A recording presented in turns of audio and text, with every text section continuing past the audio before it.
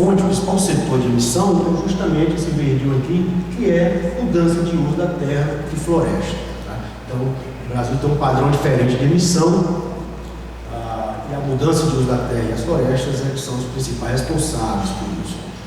Bom, traduzindo, né, mudança de uso da terra e floresta, né, traduzindo emissões, essas emissões desse setor, eles vêm, na verdade, do desmatamento, da queima da vegetação, basicamente é isso, e da perda de carbono no solo. Então, quando a gente está falando dessa mudança de uso da terra, a gente transfere isso para a emissão, essas emissões estão associadas ao desmatamento, ao carbono no solo. E aí eu trouxe aqui alguns dados sobre quais os estoques, o que é que a gente tem de estoques nas vegetações, ou na vegetação de caatinga e também no solo. Tá?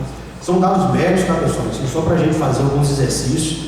Na verdade, na prática é bem mais complicado do que eu vou mostrar agora. Tá? Então, na caatinga, eu estou usando os dados da Ultra Comunicação Nacional. Para quem não sabe, a Comunicação Nacional é um documento do Inventário Brasileiro de Emissões de Gás de Efeito Estufa. Nós estamos iniciando a 4ª comunicação agora. E aí eu peguei para a caatinga, né, eu peguei o principal tipo de vegetação que está lá na comunicação, que seria essa savana histérica arborizada, que ela representa 74% da caatinga, segundo o inventário. E segundo esse inventário, essa vegetação ela tem um estoque médio de carbono, SO2, em 15 megagramas ou 15 toneladas por hectare. Tá? Então, quando a gente desmata numa área como essa, queima, a gente pode assumir, não é tão simples assim, a gente pode assumir que essas 15 toneladas de carbono serão emitidas na forma de CO2. Então, quando a gente desmata, é isso que vai acontecer. Aqui a gente tem que ter cuidado que a gente não pode pôr essas emissões na conta da desertificação. Tá? Então, a desertificação não é culpada por isso. Na verdade, a desertificação ela sofre por conta desse processo de desmatamento inteiro. O segundo componente aí é o carbono do solo, que tem um papel central nessa questão de emissões, mudanças climáticas, e também a gente vai ver mais na frente, e também na questão da desertificação. O professor Red já mostrou aqui, né, essa questão do solo. E aí,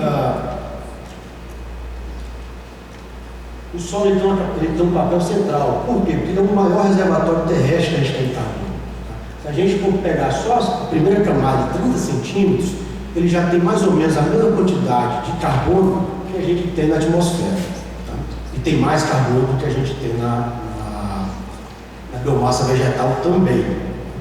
Se a gente considerar o metro, então aumenta mais ainda esse armazenamento. Então, a questão é, o solo ele pode funcionar, dependendo do que você fizer, ele pode funcionar como um emissor, liberando gases para a atmosfera, mas ele pode também servir para absorver esses gases e sequestrar CO2. Então ele tem esse papel, vai depender do manejo que você der para ele. Na caatinga, também baseado na questão da comunicação, então eu fiz uma média, eu compilei a média, né, do carbono de referência para a camada de 30 centímetros. O que é esse carbono de referência? O carbono de referência nada mais é do que o carbono na área de vegetação nativa. Então, imagina a área está preservada, então aquele carbono atingiu o estado de equilíbrio, que seria a nossa referência. E segundo a comunicação nacional, esse estoque é de 22, quase 23 toneladas. Um valor que eu achei até baixo, mas enfim, está lá, é um dado médio também. Então a gente tem nesse solo, em média, perto de 23 toneladas de carbono. E aí veio uma pergunta, tá? A gente vai abordar isso mais à frente. Quanto de carbono do solo é perdido devido à desertificação? Até que a gente está perdendo por conta da desertificação. A gente vai falar um pouco mais sobre isso daqui a pouco. Tá? Aqui só para enfatizar, para finalizar essa parte sobre mudanças climáticas, a gente tem que lembrar que existem algumas consequências dessas mudanças para a desertificação. Então a gente, teoricamente, vai ter um aumento de temperatura, já está acontecendo. Esse aumento de temperatura vai, por exemplo, aumentar o processo de evapotranspiração, vai diminuir a umidade do solo, tudo isso contribui para o processo de desertificação. Aqui são os cenários do IPCC também, sobre, para cada cenário, qual é a projeção de aumento de temperatura. Então, pensando no final do século, lá em 2100, o cenário mais otimista prevê um aumento médio de 1 grau, podendo chegar a 1,7. O mais pessimista prevê um aumento médio de 3,7 graus, podendo chegar até 4,1. Isso aqui, do ponto de vista de desertificação, não sei se o João vai falar isso na fala dele, mas vai ter uma implicação, ou seja, se houver esse aumento de temperatura, então essa classificação de áreas suscetíveis à desertificação, semiárida e árida, vai mudar. Então, áreas que são semiáridas vão passar a ser áridas, e vai cada vez mais piorar essa questão da desertificação. Uma outra consequência é a questão da pluviosidade. Então, existem projeções que, com essas mudanças, na verdade é uma das mudanças climáticas, pode existir o aumento, ou seja, chuvas mais intensas. Vai existir também maior variação, então em alguns anos vai chover mais, outros vai chover menos, mas vai existir também, em alguns momentos, chuvas mais intensas. E aí você vai, com isso, aumentar a erosão, aumentar o assoreamento, também contribuindo para a desertificação. Bom, vamos adiante. Vou falar um pouco sobre desertificação, sobre a definição de desertificação, que está no site do Ministério. É um processo de degradação, que no final das contas, enfim, que atinge principalmente áreas semiáridas e áridas, que vai levar à perda da produção, ou seja, a perda da capacidade produtiva de uma determinada área. E aí, olha só, quando a gente olha para as causas da desertificação, a gente observa que basicamente todas elas, quase todas, estão relacionadas ou ao solo ou à questão da biomassa vegetal. Então, por exemplo, desmatamento desordenado, você está falando em perda de biomassa, em emissão por conta de biomassa. Queimadas, também o componente florestal está sendo submetido ali, e o solo também vai sofrer por isso, obviamente. O uso irracional do solo na agricultura, sobre pasteio, sobre pastoreio, vai afetar diretamente o solo. Enfim, irrigação mal manejada também vai impactar o solo e contribuir para a desertificação. Então, estou tentando mostrar aqui que existe essa relação direta, entre as causas da desertificação e justamente essas emissões de gás de efeito estufa, ou via solo ou via biomassa vegetal. Então a gente começa aqui a fazer essa relação entre mudanças climáticas e desertificação, ou emissão de gases e desertificação. Então todas essas fontes aqui em algum momento vão estar contribuindo para liberar carbono do solo ou da biomassa vegetal.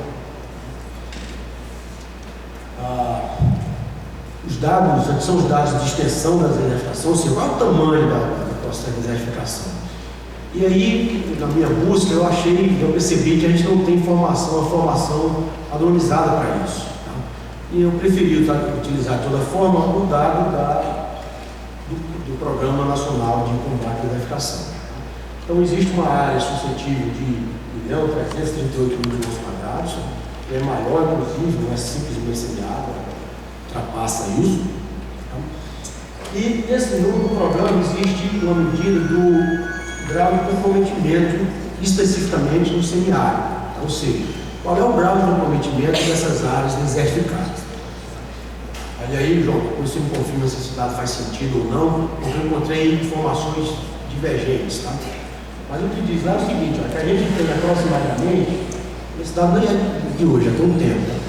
Mas vamos adotar esse dado, 5,2 milhões de hectares no estágio grave de desertificação, o que representa quase 6% do semiárido. Se a gente incluir a classe de grave, você tem aí 24,8 milhões. Juntando tudo, a gente teria 30 milhões de hectares. Só para vocês terem uma ideia, a gente tem plantado de soja no Brasil 33 milhões de hectares. De feijão são 3,3 milhões. Milho, eu acho que está em torno de 7. Então vamos imaginar que só essa área aqui esteja realmente desertificada, nós estamos falando de 5,2 milhões de hectares, tá? Que é mais do que boa parte das lavouras que a gente tem hoje em dia. Então, é bastante coisa. Tá? É preciso depois a gente confirmar e trabalhar se esses dados são realmente condizentes com a realidade. E aí, chegando aqui, eu me fiz duas perguntas. Tá? A primeira é, qual é o impacto disso sobre o carbono do solo? Né? Então, como é que essa área desertificada impactou o solo, ou vai impactar o solo? E a segunda é, há como evitar essa perda do solo? Ou há como, de alguma forma, recuperar ou reverter isso? Tá? E aí, para responder a primeira pergunta, eu fiz uma busca rápida, encontrei alguns trabalhos, tá? Não tem tanto trabalho disponível assim, são poucos, falando sobre carbono do solo. Então, eu escolhi 3 trabalhos em Pernambuco, Ceará, Paraíba e Pernambuco. E nesses trabalhos, todos eles com áreas desertificadas, avaliadas, e aí eles encontraram o seguinte: no Ceará, 61% de redução do teor de carbono, na Paraíba, 68,6%, e no estudo em Pernambuco, 47% de redução de carbono.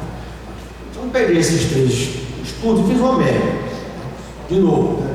Na realidade não é tão simples assim, mas só para a gente poder fazer um pequeno exercício. Então, na média, esses estudos apontam que 58,8% do carbono do solo é perdido em áreas desertificadas, né, de estágio grave. Tá? Se vocês me perguntarem, professor, isso faz sentido? Esse valor faz sentido? Está alto, está baixo? Tá? Se a gente considerar outros tipos de sistema, outras condições de solo, tá, que não são necessariamente desertificadas, eu diria que sim. Tá? A gente tem algumas situações, cultivo convencional em outras regiões, por exemplo, não são áreas degradadas, mas que podem perder 40% de carbono. Tá? No semiárido, a gente está fazendo alguns trabalhos e a gente vai em breve ter um panorama regional sobre isso. Tá? Então, a gente pode dizer que sim, que essa redução faz uma forma, faz sentido. Então, a gente está falando que ela pode perder quase 60% do seu carbono. E aí eu fiz uma continha simples também. Tá? Quando é que está tudo bem? Então, se a gente tem, né, se a gente perde 58% ou 59% do nosso estoque de carbono, tá? Se o estoque médio da Caatinga é de 22,8%, então significa que a gente, nessas áreas desertificadas, houve uma redução, uma perda de 3,4 toneladas de carbono por hectare. Tá? E quanto é que isso representa se a gente extrapolar isso para esses 5,2 milhões de hectares? Tá? Então a gente chegou a um númerozinho aí que é de 255 milhões de toneladas, e aqui eu já converti para CO2, tá? Carbono passando para CO2. Isso é muito ou é pouco? Quando a gente fala 255 milhões de toneladas, né, parece muita coisa. Né? Se você comparar isso com as emissões do Brasil em 2015, a missão dada do Observatório do Clima, então foi emitida no Brasil aproximadamente 2 milhões de toneladas de CO2. Então, esse valor aqui representa, na verdade, algo em torno de 12% das emissões de 2015. Bom, olha só, aqui a questão é, isso aqui não foi emitido em 2015, né? Isso aqui foi emitido no total. Tá? Então, não quer dizer que represente 12% no total. Tá? Se você diluir isso no tempo, então esse percentual em relação às emissões brasileiras, ele fica pequeno, fica baixo. Mas a gente é um dado que a gente não pode desprezar. Existe uma importância, o principal é isso aqui, ou seja, a gente está perdendo 58%, 60% do carbono nessas condições. Bom, e aí a outra questão é, tem como a gente evitar isso? E aí a gente entra justamente nessa questão de como é que ações, né, de combate à desertificação, como é que elas podem contribuir para mitigar as mudanças climáticas. Tá? Então eu procurei alguns exemplos de sistemas ou de práticas que conseguem não perder carbono, enfim, pelo menos estabilizar. Tá? Então, eu trouxe 3 exemplos. O primeiro exemplo é de um sistema muito simples, é uma prática, na verdade, que é pousio. Então, esse estudo é um estudo do professor Ricardo Romero, lá da UFC, tá? E é um estudo bem interessante, porque o Ricardo ele acompanhou esse estudo durante 7 anos. Então, aqui tem um primeiro trabalho, ele avaliou uma situação no município de Irauçuba, no Ceará, uma região fortemente suscetível à desertificação, e depois de mais 7 anos, ou seja, 14 anos de resultados, ele foi lá e fez um segundo trabalho, que era uma dissertação de mestrado, uma aluna dele. Então teve esse passo a passo, né? 7 anos e 14 anos. E aí os resultados são os seguintes, tá, pessoal? Uma área de pousio, né, depois de 7 anos, ela tinha 16,5 gramas de carbono. Se você comparar isso com a vegetação nativa, que era de 25,5. Então tem uma redução significativa aqui. E aqui é a área desertificada que é submetida a sob pastejo. Então tinha menos carbono ainda, tinha perdido mais carbono ainda. Depois de 7 anos, ou seja, com 14 anos desse experimento, o que foi que aconteceu? A área de pousio, olha só, ela aumentou-se esse teor de carbono, então houve uma recuperação aqui de mais ou menos 26% do teor de carbono. Tá? Continua abaixo da vegetação nativa, mas a gente observa que, enfim, que foi um sistema, né, uma prática basicamente, um sistema isso, e conseguiu recuperar o indicativo de estar conseguindo recuperar parte desse carbono que foi perdido. Já o sobre pastejo, olha só, tinha 13 gramas, passou para algo perto de 10. Então ele continua descendo a ladeira. Então, o primeiro exemplo aqui é essa questão do pousio, que é algo simples, que é você isolar uma área e deixar ela com regeneração natural. Olha o problema disso, né? Quando a gente pensa no semiárido, tá? Que é caracterizado por pequenas propriedades, né? Então muitas vezes o produtor ele não consegue deixar a área no pousio no tempo que ela precisa ficar. Tá? Então, é interessante, né? Certo que existe um potencial, mas na prática talvez não seja tão fácil assim de ser adotado. Porque o pequeno produtor muitas vezes não consegue, não tem área suficiente para permitir que essa área, determinada área, fique em pousio por 15, 20 anos. O segundo exemplo, esse também é um exemplo lá do Ceará. Os 3 exemplos são do Ceará, não tem nada entre si lá, mas enfim, foi por coincidência. Tá? Então, que é um exemplo de um consórcio de agriculturas, né, que é feito baseado nas bases, né, da agroecologia. Tá? Isso é um trabalho da colega Adriana, que fez mestrado lá no curso Teóricos, né, a colega nossa. Tá? Tinha uma parceria com o SPLA, que era uma ONG que tinha um trabalho, não sei como é que está hoje, mas foi um trabalho muito interessante lá nessa região. E eles estudaram 2 tipos de consórcio. Tá? Então, o primeiro é um consórcio de feijão, gergelim e feijão guandu. E o segundo, algodão, milho, feijão, gergelim e também feijão guandu. Tá? Então, fizeram isso, o município de Itauá, também semiárido, perto de Alsul, né, e aí os resultados disso para carbono, vou mostrar aqui só para carbono, foram o seguinte. Né? No consórcio 1, você tem menos cultura, eu peguei só a camada 0,50 aqui. Aqui é a barrinha preta, são um sistema de consórcio. E aqui é a caatinga, que é a nossa referência. Então, basicamente, aqui houve uma pequena redução, mas muito baixa.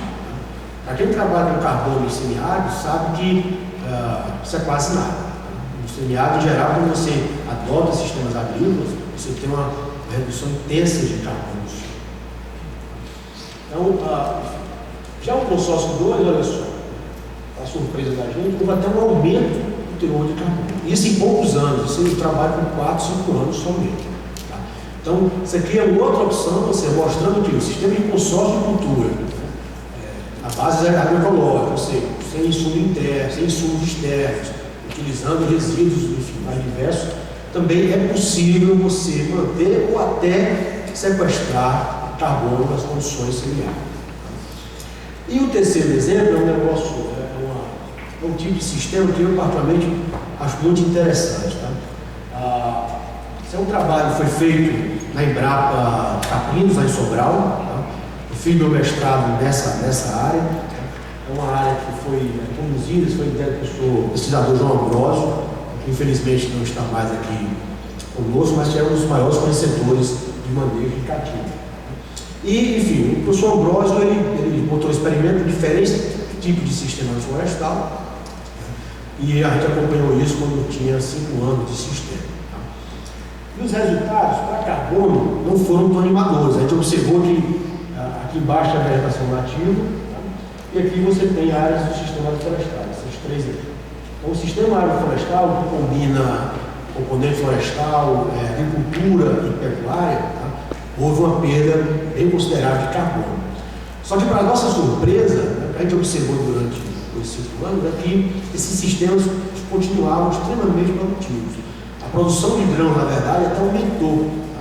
Então, enquanto tinha uma área de cultivo convencional, que a produtividade diminuiu drasticamente, e esses sistemas agroflorestais aumentaram a produtividade drasticamente. Tá?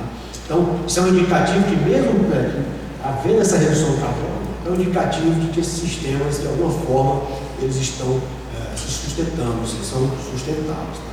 Então, é uma terceira situação.